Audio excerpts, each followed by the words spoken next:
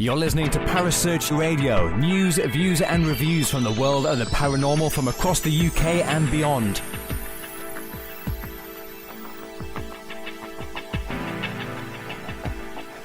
Find us on Facebook, Twitter and the World Wide Web. Parasearch UK Radio.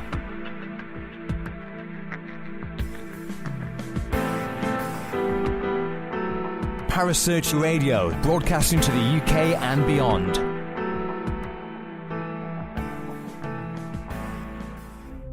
The views and opinions expressed by presenters and guests are their own and do not necessarily reflect the official policy or position of Parasearch Radio or its affiliates and sponsors.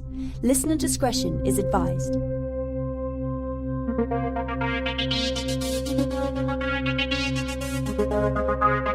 You're listening to The Spectral Zone with host Caz Rooney.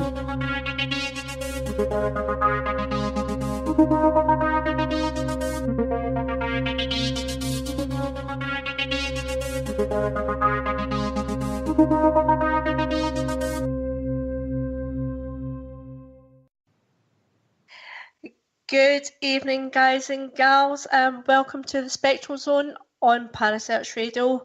I am Caz Rooney. As always, I'm your host for the night, and tonight I am being joined by Mark Muncy from Florida. Good evening, Mark. Hey, how you doing? How are you doing? Wonderful, wonderful. How's the weather in Florida?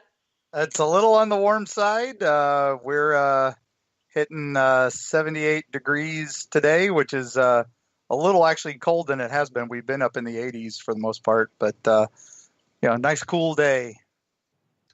Wow, we thought it was warm in the UK today. Right, I want to speak to you because Hellview Cemetery. Oh, yes. Oh, Hellview Cemetery. Tell us all about it. Hellview Cemetery was a infamous haunted attraction here in beautiful St. Petersburg, Florida. We ran it for almost 20 years. I think we hit 20 Halloweens. It was 19 years, and we were coming up on our 20th Halloween. It started as a yard display that I'd worked for Halloween Horror Nights and a couple other haunted attractions back in the day, and had become a father and decided, well, maybe I shouldn't be running around so much, and I'll start decorating my own yard. And when we were setting up just the basic display, we dug a grave out front because who needs a yard? And and as we were digging, we discovered seashells, which was not uncommon in Florida. It was all underwater at some point. Yeah. So we dug a little further and found a couple pieces of pottery and some bones, and started panicking. Thought maybe we'd found maybe a crime scene, but maybe an archaeological site. So we contacted the police. Police said it's not a crime scene. Call the archaeologists. So we got the local college, which it was St. Pete Junior College at the time.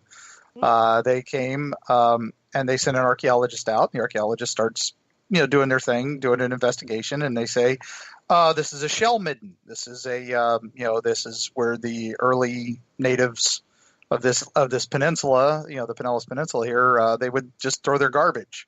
So this is, oyster shells and, and bones and stuff. And they were happy with the pottery, and they said, if you do any more digging, just, let us know if you find any more bones or anything. But they were, then the guy goes, just kind of this off the cuff, Mark, he goes, I'm just glad it wasn't one of the lost cemeteries. And immediately I go, lost cemetery?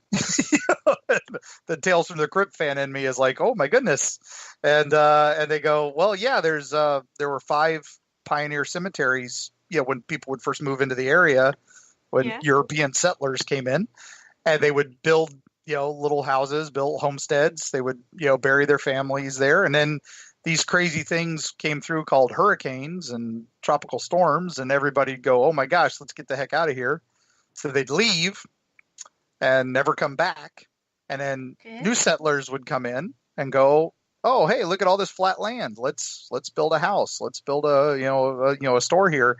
And what they were building on was old cemeteries. So there were 5 of them that were lost, never found. Okay. And they found a couple of them where they think they know where they were. They actually found one when they were building the big Tropicana Dome where our Tampa Bay Rays baseball team plays. They found a piece of one, which was crazy. But they, one of them was called Hellview. And again, me making a haunted house in my yard, immediately I went, well, we're obviously Hellview Cemetery, so we're going to be Hellview Cemetery. So, and that's where it all started. And so we decided to base everything we did on local legends and lore. So, why have a werewolf jump out at somebody when you can have the skunk ape jump out at somebody? What happened to the human bones that you found? Did they take them away? They were not human bones. We thought they were, but they were not. They were alligator, actually. Oh, really? So, and some shark bones. So, which, was quite common in this area. So you built everything up from that experience? Yes. That was, we had planned on doing a yard display. And then it just got a little more intricate, and then it became a walkthrough, and then it became a full-on haunted attraction. And we took donations for charity, and we had about 5,000 people a weekend, go through my backyard for 20 years, and it was we made a lot of money for a lot of good charity causes, and scared a lot of people, it was a great time, and in the entire time we're collecting ghost stories and legends, and we're incorporating it into the haunted house. And we had some unusual experiences in our own histories here, most of us. So we were working that in as well. So going back, did you actually have an interest in the paranormal before that?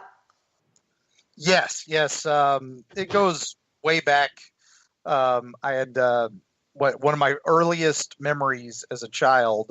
I was living in Ohio at the time, in a big house, and it's actually my earliest memory is going up into our attic, which was kind of off of my room, and seeing some shadowy shape with dark red eyes staring at me, just sitting in the middle of the room, very humanoid shadow shape.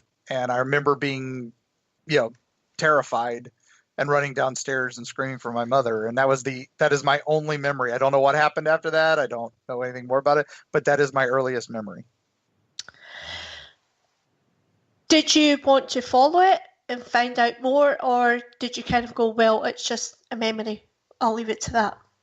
And we had it's one of those. At the time I was 5 or 6, so I don't, at the time it didn't hit me as anything other than maybe a nightmare, maybe something like that. But as I got older, my brother's 11 years older than me. We both joke that we're only children. But he remembered me very vividly telling him about this, and he remembered having a similar scare up there, and it was more vivid for him because he could remember it a little better. And so, as he was in his early teens, and so we remembered that house and we remembered about it. Now that house stayed in our family for many years, and so I'd kind of always had a little fascination with horror and stuff like that because of that. I think that's what kind of set me on the path. And many, many years later, I almost moved back into that house. We were going to go try to fix it up. And we went to it, and I just had this, just terrible feeling. Of course, the neighborhood had deteriorated and other stuff too. So it was one of those that just, we wound up just selling the house. But I've always wondered what it was, So, I mean, obviously that stuck with you a little bit, and you've wanted to know what it was. So, paranormal-wise, do you research into things, or do you just take them on gut instinct? No, that's where it kind of started was that, and then we've gone on ghost hunts and ghost investigations with local groups, and then as Hellview exploded, and became huge, and we were collecting so many legends and so many ghost stories, and people be like, "Oh, you run a haunted house? Oh, my uncle's got this haunted house, and and it's really haunted." And it's like, "Oh, okay, where's that?"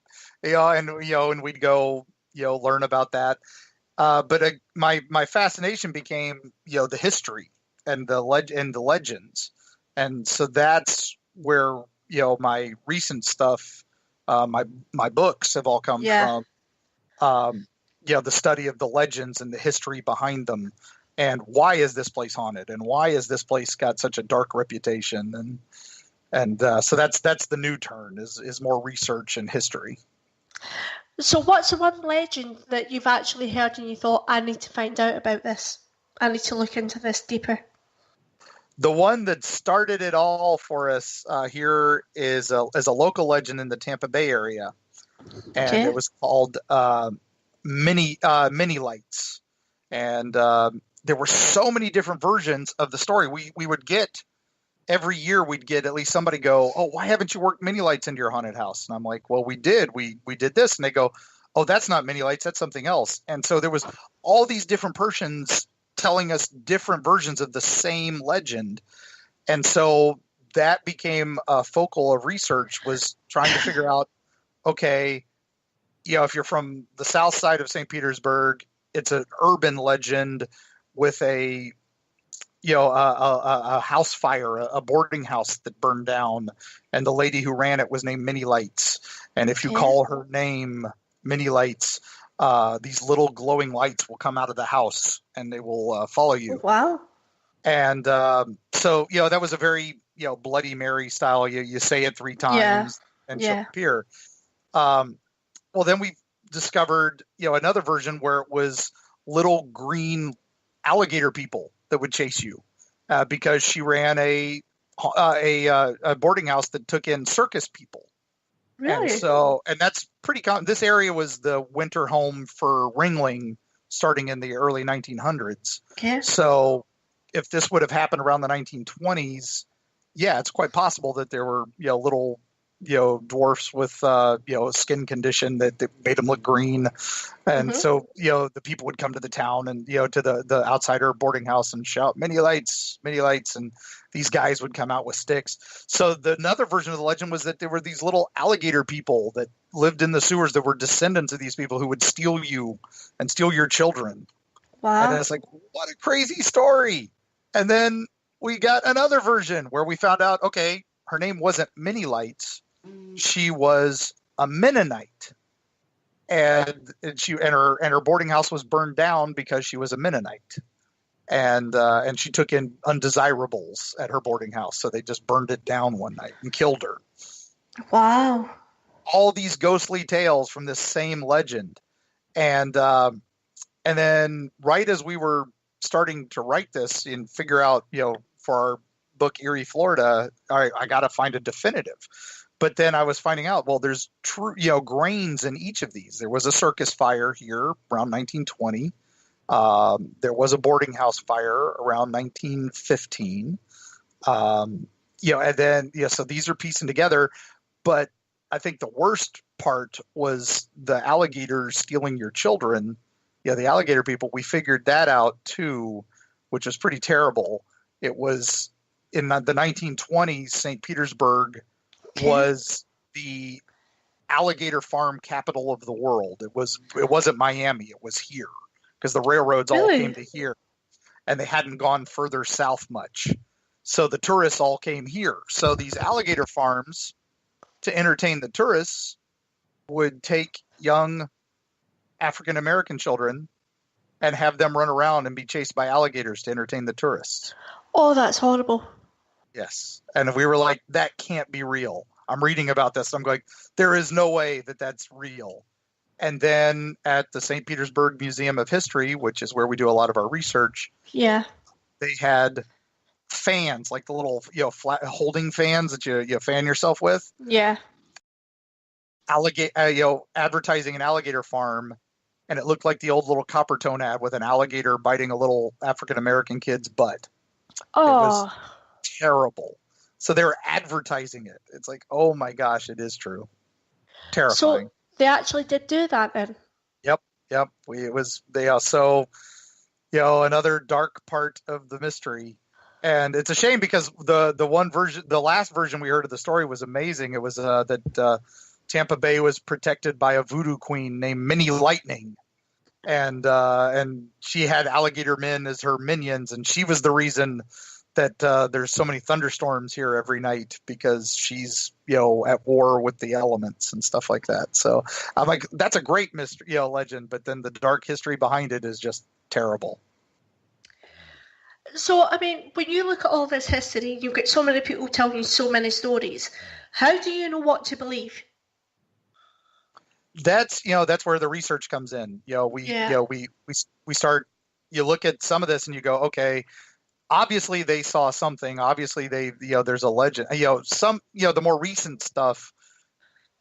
A boat captain up in the Panhandle, way north of us, about 7 hours north of us, up in Destin area, and near Gulf Breeze, which had a famous UFO flap in the 80s. He was telling us about one night he was out on the water, and his depth finder, he was in 400 feet water, and his depth finder starts going off that he's in 12 feet water.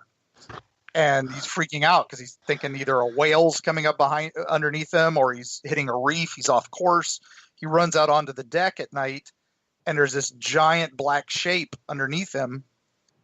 And then it comes out from the water and flies above him, and it's a giant black triangle, UFO. Really? That had been under the water, and he's just hearing this low hum.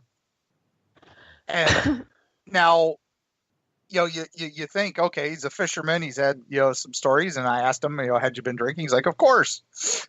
But to him, I mean, he was dead serious. The hairs on his arm are standing up on his, are standing straight up. It's like, this guy saw this. It's, what he saw, who knows, but he saw something that he couldn't explain. And I'm like, of course you ask him, did you take pictures? He's like, of course I took pictures, but it's a black thing on a black sky 100 feet above me. The pictures just look like black. So you can't make heads or tail of what is in the pictures. Yeah, exactly. And that's one of the things we learned, doing research and all that. It's like, if you don't have a night vision camera, try taking a picture of your nightstand 2 feet away from you in the middle of the night. You're just going to get a black picture. You're not going to get that shape that you see. So what other experiences have you actually experienced personally yourself? Myself. Yeah. Well, we had that one, that one that is like my old one, but, we've had some minor activity in the house over the years, some, things moving when no one's home, and, coming back. And we had, our bathroom one day we went, my daughters and I, went to a mall and, came back after shopping, and the bathroom door had been closed, and opening it, there was this intricate design of the toilet paper had been like made into this maze in our small bathroom, and it had been tied to the door handle. So when we opened it, it fell apart. We can see pieces of it, but that meant somebody had to build that in the bathroom without ever opening the door and leaving. So did you ever set up cameras at night in the house and different bits of equipment to try and catch whatever was doing it? We had a ghost hunter group come in and just investigate the house one year. And it was, to be fair, we were originally going to do it as, just because we've had some odd experiences, but we also wanted to tie it into advertising for, Hellview Cemetery. Yeah. We're like, hey, it's a real haunted place is, suddenly you've got a lot more interest. And so we had brought them in to check it, and they had their medium was terrified. She was terrified of the place. She said we had opened up a door and let in she called it a fear monger, something that fed on all the fear of all the people being scared outside. And I'm like, well, at least we're keeping it well fed at Halloween time. And as soon as I said that joke, we had some fruit trees out back, and one of them, the branch collapsed right off of it, right as I said that joke. And so that was one of the ones they actually got on camera. Now it could have, just coincidence, but still it was, it's pretty terrifying. Strange. Yeah. And then they came in and did an investigation and got some odd stuff. They got an EVP that sounded like my mother, who had passed away the year before. Mm-hmm. And so, there's some odd stuff, definitely. But personally, I've had we've traveled all these crazy places looking up these legends, and we've had a few borderline, I'd say, definitely some odd stuff. When you meet Robert the Doll down in Key West, I defy you not to be a little creeped out, because he's definitely something unusual. So what did you actually think of Robert the Doll? Oh my gosh. Robert is, for those of you who don't know Robert the Doll is this doll that lives down in Key West. He had his owner was a guy named Robert Eugene O'Neill. He was a young man who was given this doll, and it was basically the My Little Buddy doll of its day back in the early 1920s. And it was dressed in a little sailor suit. It had its own little stuffed animal, a little lion that it kept. And legendarily, it was causing problems. It would come to life and, torture things and, move stuff about and cause problems. So it's so infamous that it is still on display at this museum down in Key West. So when we met him, there's the thing that struck me the most about him is there's this story about Robert that you have to be very respectful to Robert. You have to ask his permission when you take photos. You have to, and if you don't, bad things happen to you. You get cursed. And immediately you think, okay, that's kind of crazy. But there is a wall behind him that used to have a bunch of letters from people begging Robert's forgiveness, saying, "We're sorry. Please take away your curse. We're so sorry we disrespected you or took your photo without permission." The wall got damaged in a hurricane, so they've now digitized it all. So there's just a TV screen there now with letters flashing up. But you can just spend a day reading those letters of people with these horror stories of bad things that have happened to them after they took a picture of Robert without permission or didn't mean to, and actually, caught him in a reflection or something. My favorite letter says, "Dear Sir Robert," I like that they called him Sir. We're sorry we made fun of your face and called it a stupid leather face. Leather is actually nice for a face. And we're sorry we took your picture without permission. We get the message. Please take away your curse. Please fix my eye, my Xbox, and my marriage. Oh, wow. And I love he put it in that order. Yeah. Do you not think maybe his eye's damaged from looking at his Xbox, which has damaged his marriage? I think by putting them in that order was the obvious answer there. So, yes. So out of all the paranormal things you have done, Robert's definitely one of the creepiest. Right. We'll start at the third and we'll go to the first. Okay. Okay. So, yeah, I can totally do that. So what's your third on your list?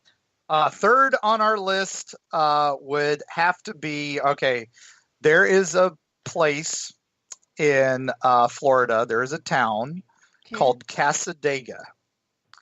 And Tom Petty wrote a song about it. He called it 23 Acres of Weird. It was a town founded by psychics. Wow. And the town is still a psychic commune. To live in the town of Cassadaga, you have to be a certified medium or psychic. That sounds amazing. It's an incredible town. It's a 2 stoplight town. It's not anything major, but they have a beautiful hotel there. They have ghost tours every night. They have mediums. They have 24-hour-a-day mediums. They have a bookstore there that has spirit photography and panel discussions every day. The Cassadaga Spiritual Society hosts it. So it's this amazing town. Now they have a legendary thing there called the Devil's Chair. It is in the Cassadaga Cemetery. Now Cassadaga's website says they don't have a cemetery in Cassadaga. And if you go to Cassadaga's, frequently asked questions, they no, there is no cemetery in Cassadaga. Don't know what you're talking about. Oh wow. Well, there is a cemetery. It's just next to Cassadaga. It's called the Cassadaga Lake Helen Cemetery. It's right in between the two towns of Cassadaga and Lake Helen. Mm-hmm. And there are these mourning chairs there. I'm not sure if they're common over in Europe, but they were really big here around the turn of the 19th century. We have heard of mourning chairs, yeah. Yeah, they're just, they're basically stone chairs people, family members would build in the cemetery. So, a place to sit while you're, visiting the loved ones. Yeah. And so there's a few of them in this cemetery, but there's one in particular called the Devil's Chair, and there's legends about it. Now, one of the legends is if you sit in the chair at midnight, the devil will come visit you and grant you a wish. There's another legend that if you leave a beer there, the devil will drink it, and in the morning you'll get your wish. So now I think someone set that up so they can get beer. I think so. Yeah. Now we do. If you do sit in that chair at midnight, something will visit you. It's called the cops. It's private property, and you will be arrested. So a dark entity will visit you. So what is number 2 on your list? Well, the thing is about that, you can actually, there is ways to get permission to go visit that place at night. Okay. And we went there late one evening, and there was that was probably one of the creepiest graveyards I've ever been in, and I've been in quite a few. It's definitely lots. Yeah, it's definitely not a pleasant place to visit at night. It's beautiful during the day, and the chair is pretty cool. Although people deface it, they've got some scary stuff on it. Okay, second place. We're going to stick with the devil theme. Down in a place called Port St. Lucie, which is on the other coast of the east coast of Florida from us. Okay. It's down just a little north of Fort Lauderdale, which is a little north of Miami. Yeah. Is a place called the Devil's Tree. Okay. And this is pretty terrible. This actually ties into some real dark history. In the 1970s, there was a serial killer named Gerard John Schaefer. Now that sounds familiar to me. It might. He is maybe one of the most prolific serial killers of all time. Now, he was only convicted of 2 deaths, but they think he probably did closer to 80 to maybe even more. Wow. He was a cop. He was a sheriff's deputy, and he would find hitchhikers, and then he would take them. He would arrest them, use his badge to arrest them, but he would take them out into the woods, tie them to trees, and do terrible, unspeakable things to them. Then he'd kill them, and then do even more unspeakable things to them because that was what he liked to do. He was the classic trophy collector, and all that. And what happened was,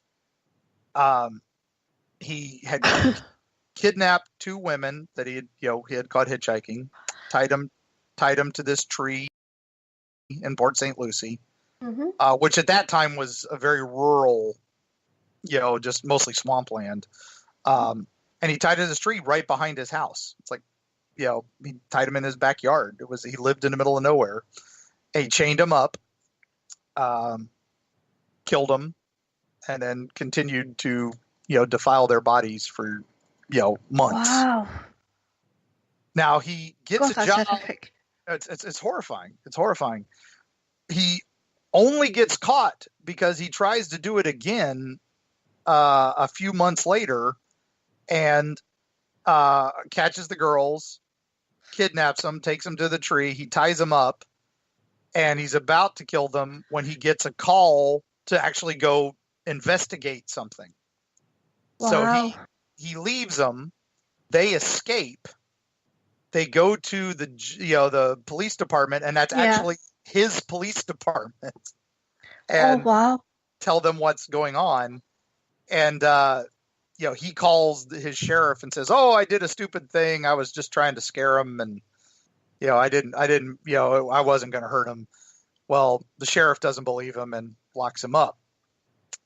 So, but all they've got him on is, battery and false arrest and wrongful imprisonment. They still don't have anything serious on him, but they start putting things together. While he's in jail waiting for trial for this, somebody finds the other two girls at the tree, the bodies. An old panhandler, just digging for tin cans. He finds them. So he calls the cops, and they realize, okay, we've got a problem. So they investigate a search warrant on his house. And then they find his box of trophies, which had tons and tons of jewelry, teeth, the usual stuff serial killers have. Yes, exactly. This is just terrifying. Just horrible. And so they use that to, and they've pieced them together with the two girls who, they found the bodies. And so they're able to, convict him of those two murders. Now they start building cases for others. They think he's done many, many more, and they're starting to work on it. He, at this point, gets a writer to start working with him, and he basically writes a bunch of confessions as fiction, and they publish it as a book. It's called now it's escaping me. It's stories from a serial killer, and he publishes a book where he basically confesses to about 80 murders. And, from death row, he's published this. But at this point, he gets murdered by another inmate. So he's never gone to trial for the other crimes. But he infamously texted, lettered back and forth to Ted Bundy, where they were comparing notes and trying to see who killed more and all this. Well, I was going to say, it sounds as prolific as Ted Bundy. Yeah, they were, contemporaries of each other, and scary stuff. But anyway, so the tree that he tied these two girls to had this history behind it, where it was a hanging tree years before, which is why he bought his house there, was because it was an old hanging tree, according to legend. Well, I can't find any proof that it was an old hanging tree, but people started worshiping this tree. It had a hole in the side of it where black sap would drip out, and the story got out that if you made candles out of this, it would make your witchcraft work better. Okay. And so people started scraping the tree and all this, and it was becoming, kind of a hassle. So the city actually buys the land around it and decides to make it into a park. And the first thing they decide to do is, we're going to chop down this scary tree that people keep. So they send two guys out with chains. That. Yeah, exactly. You don't want this in your beautiful park on a canal. Yeah. So they send two guys out with chainsaws. The first chainsaw breaks. The second chainsaw just won't even start. So the two guys, who they hired to tear down the tree, get back in their truck and go to town to buy a new chainsaw. And they get in a horrific car accident and both of them die. So the legend grows that and the story is, from the legend was they had a piece of bark in their broken chainsaw. And so that if you put the bark of the tree in somebody's car, it'll cause a car accident. That becomes the legend. So more people are going now to chip down pieces of the tree. And true. Exactly. And one lady, another famous case, this is another, documented case. Yeah. She goes to get the bark because she's going to put it in her cheating husband's car. And then as she gets the bark and gets in her car, she gets in a car accident leaving the place. So, and she blames it on the bark. So finally, is the tree actually still standing? It is still there. They cemented in the big hole on the side. They cemented it in so that it doesn't drip the black sap. The park rangers there, it's called Oak Hammock Park now. It's actually, there's a subdivision of beautiful houses nearby that you have to drive through to get to this place. And but if you go to the tree, you can still see the remains of Schaefer's old house. The cemented in hole on the side of the house, side of the tree. And then there are still, when we went there, the day we went there, there was candle wax and the roots where somebody had been performing some sort of ritual there.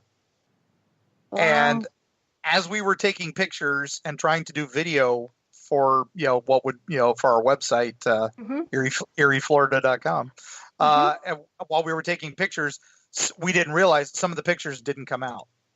The cameras just messed up, both mine and my photographer Carrie. We didn't know. They looked fine when we took them. When we got them home, they were terrible. And the video is choppy there too. There's weird noises in the video when we play it. Yeah, but you've had that before. I mean, I've had that before on Paranormal Investigations. Things seem fine when you're doing it, but then when you look back at it, you go, well, that photo's blurry and that video isn't playing right and this isn't. Do you think that's spirit messing about with it? Yeah, there's definitely something, because it was just an uneasy feeling the whole time there. And really? And Carrie, my fiance and wonderful illustrator who does all the illustrations for our book. Beautiful illustrations. Yes, she does wonderful work on that. For those monsters that won't pose for anything but blurry photos, like our skunk ape or Pinky the sea monster. Yeah, she drew them beautifully. But she's not just, she's open-minded, but hasn't had an experience. But even there, she was starting to feel uneasy. And it was like, I think maybe it is time to go. So that's number 2. Well, I think we need to give a shout out to Kerry. Oh, yes. Hi, Kerry. Love you. Love you dearly. And she's working on the cover of our new book as we speak. She's really? In the coloring stages of our cover for Freaky Florida. So wow. So what's the number 1 experience? All right, number 1 spookiest place in Florida, and definitely our number 1 experience was the Dozier School for Boys. It is, if you thought the last place was scary, with the serial killer. Yeah. This place is basically 100 years of state-sponsored child abuse. You hear a lot about that, don't you? Yeah, this was probably the worst of the worst. This only recently started really coming to light, like 2011. This place opened in 1901 and was originally it's up in near Marianna, Florida, and it was supposed to house the worst of the worst. Your juvenile offenders, the really bad kids. Mm-hmm. And it was supposed to house 100 kids. Within 5 years, it was already housing 500 to 600 kids. And immediately the signs of abuse start showing up, mostly from other, inmates. The kids are, because there are kids who raped other kids, kids who murdered other kids. It's just, Wow. and you're all locked into this one, couple buildings in the middle of swampy Florida and in the heat. And they started expanding what kids could be sent there for. Kids were sent there for truancy. Kids were sent there for skipping schools. Kids were sent there for, my favorite was one kid got sent there for incorrigibleness. He would talk back. So, and then what happens is it just gets worse and worse. There are all these stories coming out from survivors, and it gets investigated several times, never gets closed down. They built a building, a block house, a big white building that was supposed to be for solitary confinement and for the really bad kids. And they put these giant industrial fans in it. And of the students who survived this, hell, basically would say that they only turned on the fans when they were beating somebody to hide the screams.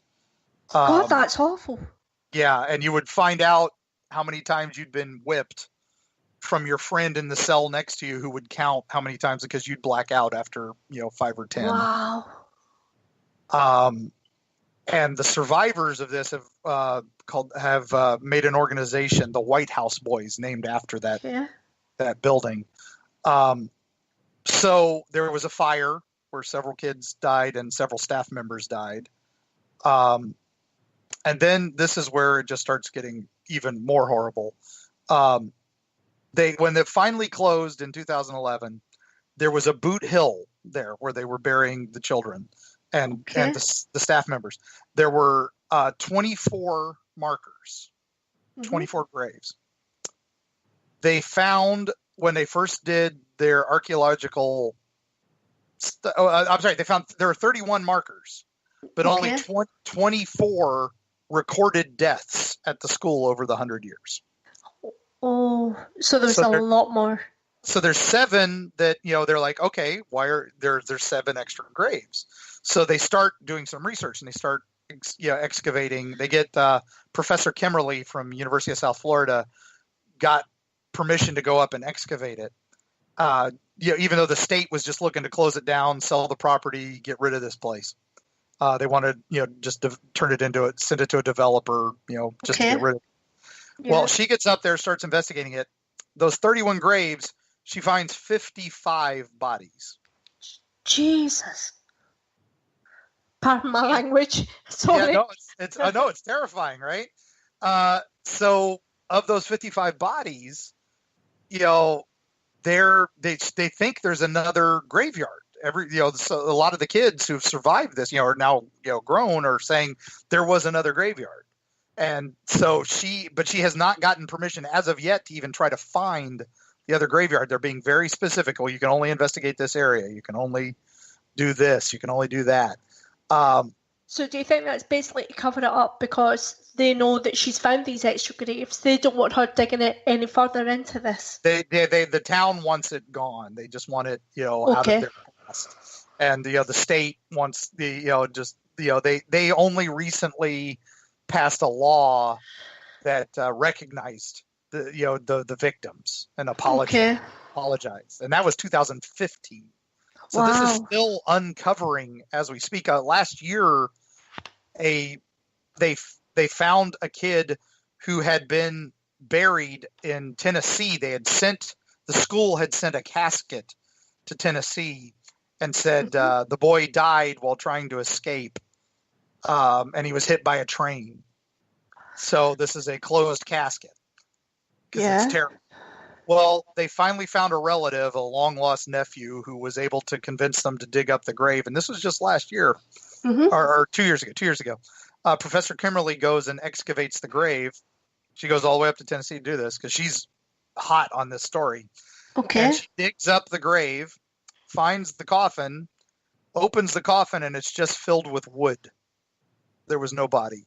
They had a funeral for wood. So where is he? No one knows. And, the records at the school didn't even say it died. The records at the school say no longer here, presumed escape.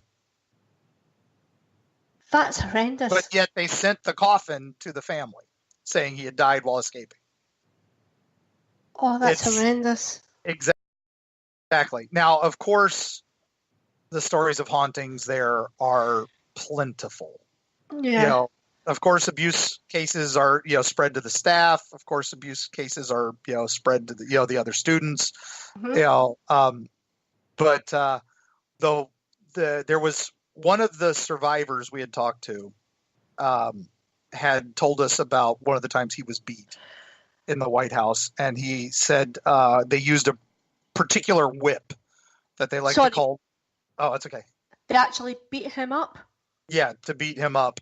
They used a whip called Black Beauty that they liked. It was a 10-foot whip, 10-foot bullwhip. And they were in an 8-foot cell. So he would hear tap as it hit the wall, tap as it hit the ceiling, and then crack on his back. And he's, the hairs on his arm are standing up. The hairs on my arm are standing up because I got to tell you the rest of this. But he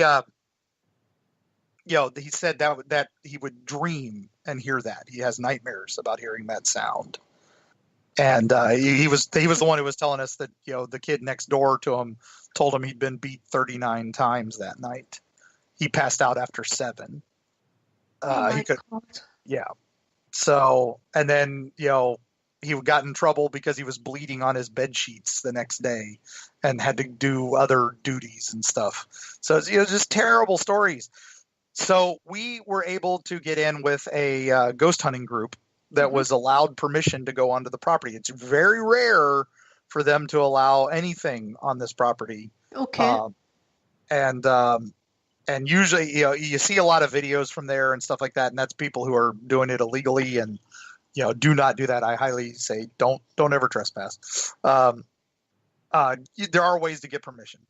So anyway, we went in with a group, and there was some very, you heard voices, you heard sadness. It was just such a terrible place at night. But as we walked by the White House, I swore that I heard tap, tap, crack at one point, and I freaked out. So I think it's safe to say, Mark, you wouldn't go back there. No, that's definitely one we're not really looking forward to ever going back. I mean, it's a terrifying place, and that and many more creepy things in our book, Eerie, Florida. Yeah. Which you can find at eerieflorida.com. Where else can we find it? In the UK, can we find it on Amazon? I believe so. We're through the History Press, and I believe we are on Amazon UK. Yay! And we, if any bookstores can order through Ingram, which I think is one of the largest, publishing warehouses in the world, and I know they ship UK and stuff, you can get it through your local bookstore too, usually. I think you actually have Tales of Terror from Tampa Bay. Yeah, we did. The Tales of Terror Tampa Bay and 31 Tales of Hellview Cemetery were stories we did for the haunted house, for the website. They were basically spooky versions of these legends. They were the ones we kind of spiced up for the haunted house. They were, my attempt at Stephen King. So they are based on these legends, but a little spiced up, a little, making, this one infamous bordello over here that burned down in the 30s. It was called Madame Orr's house. So, it was the Orr house, which I always thought was funny. It burned down in the 30s. And so, of course, there's ghost stories about it and all that. Well, I immediately spiced it up for the haunted house and made it, I made it From Dusk Till Dawn. It was vampires. And so those stories, the 31 Tales of Hellview and all that, are creepypasta, spooky versions. Tales of Terror we took the stuff that we had just made up for the website and stuff we had just made up off the top of our heads completely out, and actually did more stories based on local legends for that one. And then we had so much demand for, what's the real story? What's the real spooky stuff? And that's when Eerie, Florida came about. And now this fall we've got... Oh, sorry. Go ahead. No, this fall we've got Freaky Florida coming out. Yeah. Because our publisher loves synonyms. But Freaky Florida is, it's got some spooky stuff. It's got some more monsters and cryptids, but it's also got things that aren't supernatural or paranormal, just really cool, off the way places that you probably don't know about. You know, you go to Disney World, you don't know about Solomon's Castle, which is a place built entirely out of recycled materials, and some other fun stuff like that in that one. But this is the thing. This is the thing that our listeners want to know about, is the freaky stuff. They don't want to go to Disney World and do all that stuff. They want to go to the freaky places. Yes, exactly. Actually happening. Yeah, exactly. And that's our books are, like travel guides to the state. They basically start from the north. They start from the north and work your way south. And and you can we traveled 3,000 miles and never left the Sunshine State. And so that's a lot of driving, but you can get to most of these places, within if you fly into Orlando, you're about 3 hours from at most from any of these places, except for Key West, which is about 6. So, it's, we like to call them day trips, one tank trips and stuff like that. So one tank trips. I love that. So, if you were here in the UK, if you could investigate anywhere here in the UK, where do you think you would investigate? Oh my gosh, that would be like the wonderful dream. I spent in '89, so that tells you how long ago this was. I got to spend one night in London, and I got to see Phantom at the time, and which was all I wanted to do, because and then I flew over to Germany, and then went to visit family in what was then communist Romania. So I got to go through the gate and all that. So that was crazy, and get interviewed by the KGB. That was, me as a kid, I thought that was the greatest thing ever. My parents were terrified. But yeah, so my one night in London, I fell in love with the Lyceum Theater, and that would be my dream place to investigate. Because that was just, I've had such odd feelings walking by there, and I heard some of the ghost stories, and I know there are more haunted places and better places to go, but that was just, the theater nerd in me would just be happy to be in there late at night. So when you go and investigate, what's the one piece of equipment you have to take? A notebook. Well said. Notes.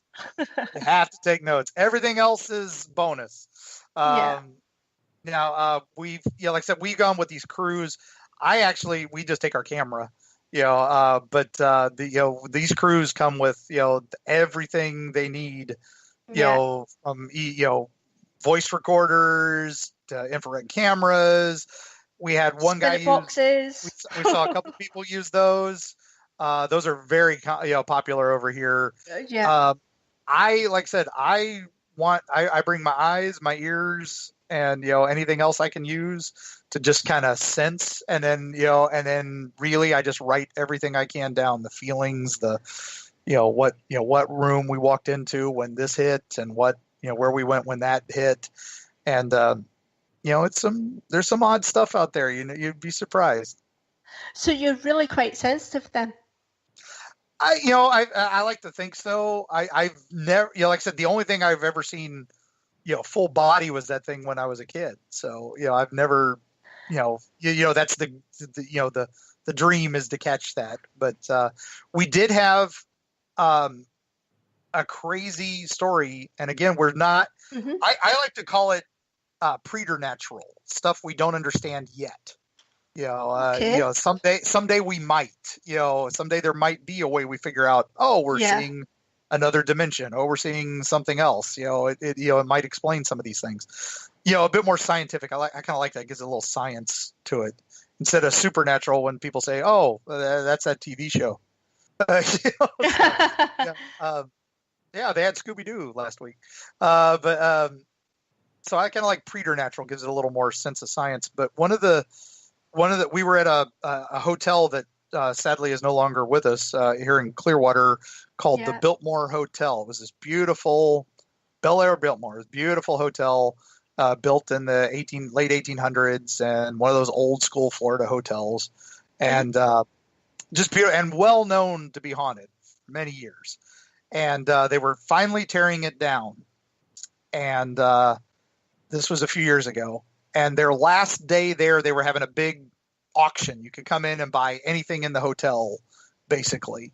And they had, costume people. They had people wearing the old school outfits hanging around the hotel. Oh, that'd be And awesome. all this, it was amazing. Yeah, it was great. The whole town shows up, which is, we got a couple million people here, in the Tampa Bay area. And, a lot of, at least, I want to say it was like 20 or 30,000 people were showing up for this event over the course of a couple days. And Wow. we wanted to be one of the last ones. So we waited, and it was with the local paranormal group, Spirits of St. Pete, St. Pete Paranormal Investigative Research Team. So it's Spirits. I like that. It works. So we were one of the last groups there, and I just was going to take pictures. I thought it was this beautiful hotel, and I didn't want to see it torn down. But it didn't quite make historical status, so they were going to tear it down.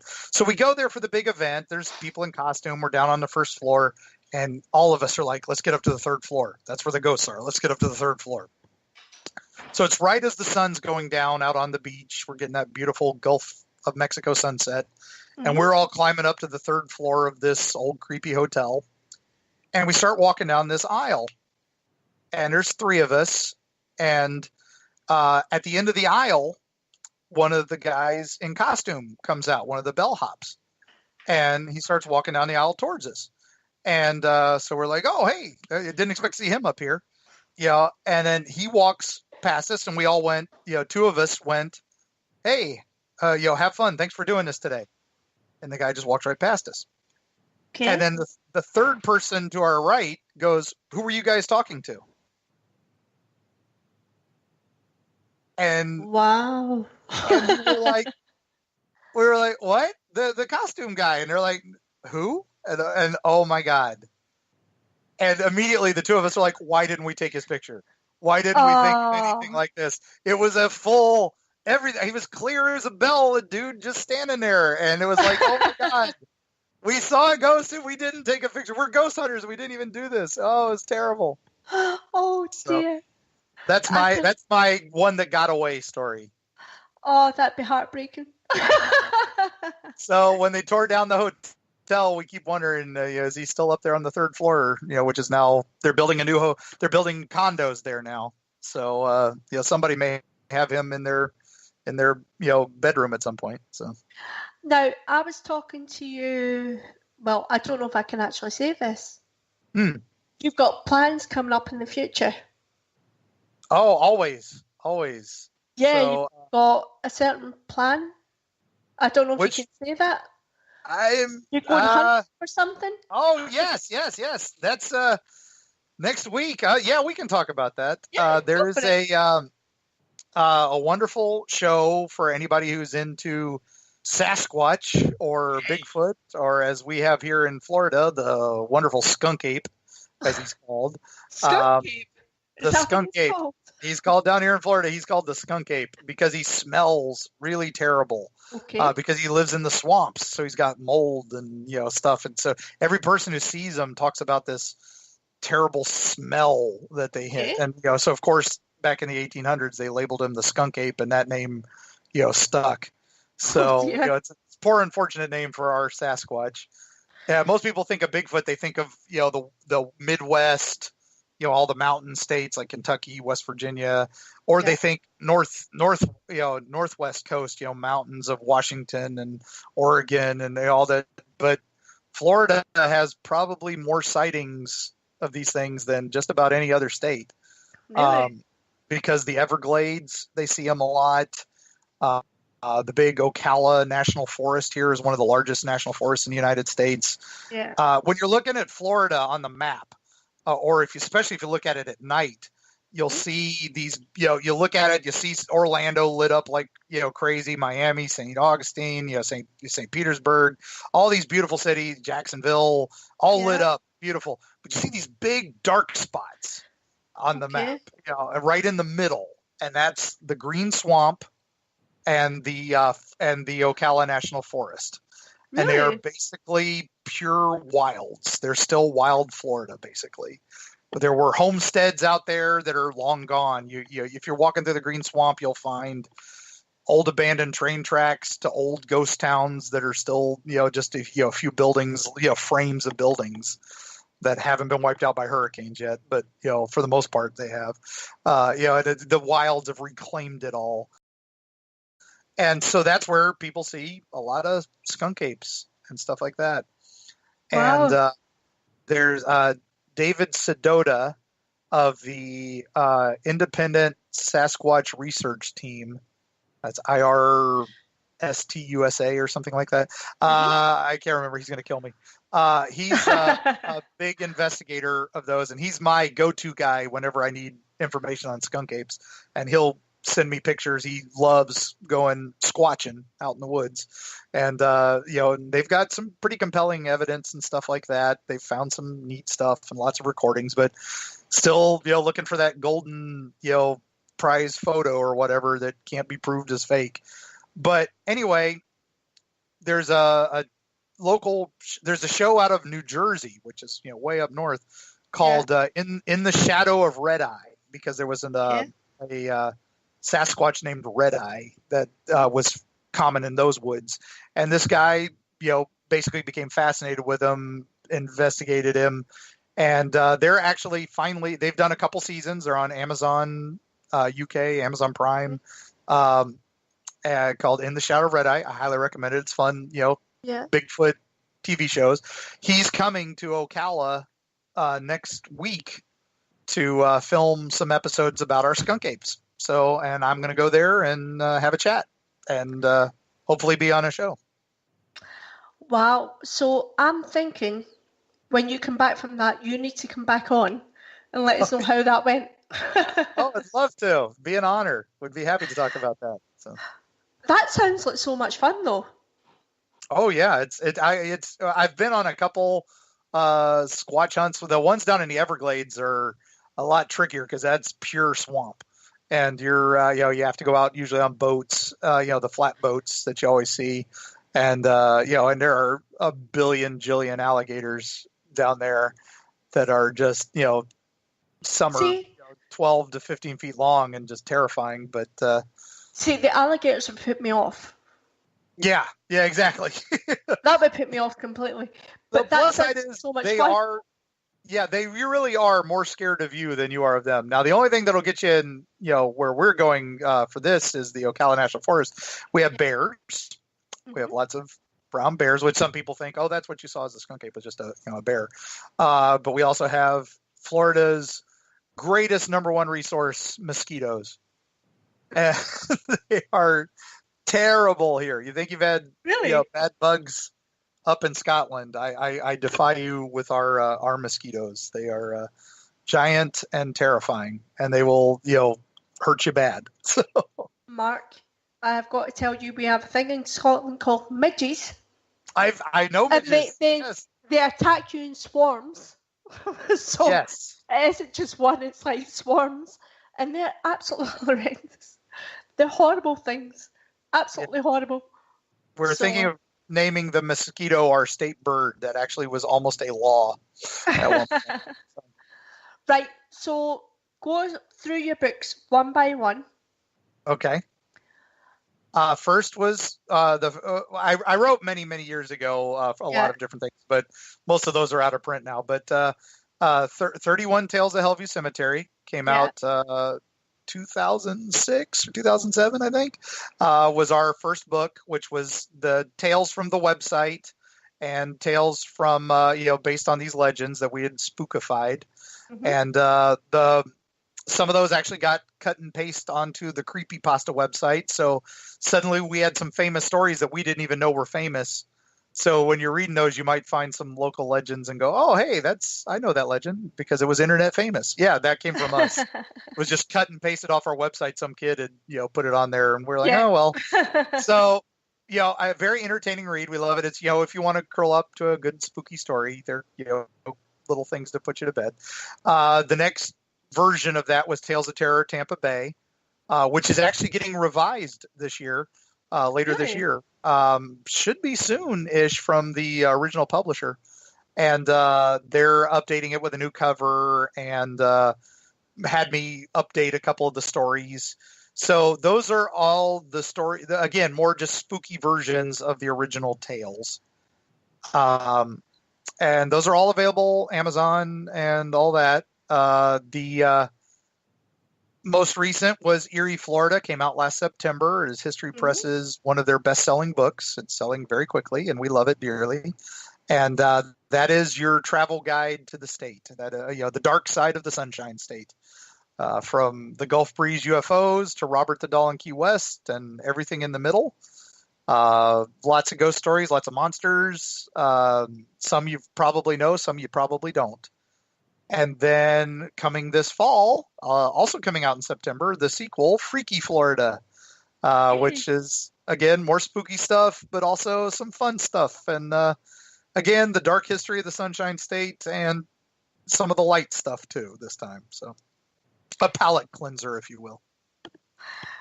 That sounds absolutely awesome. I can't wait to read that, actually.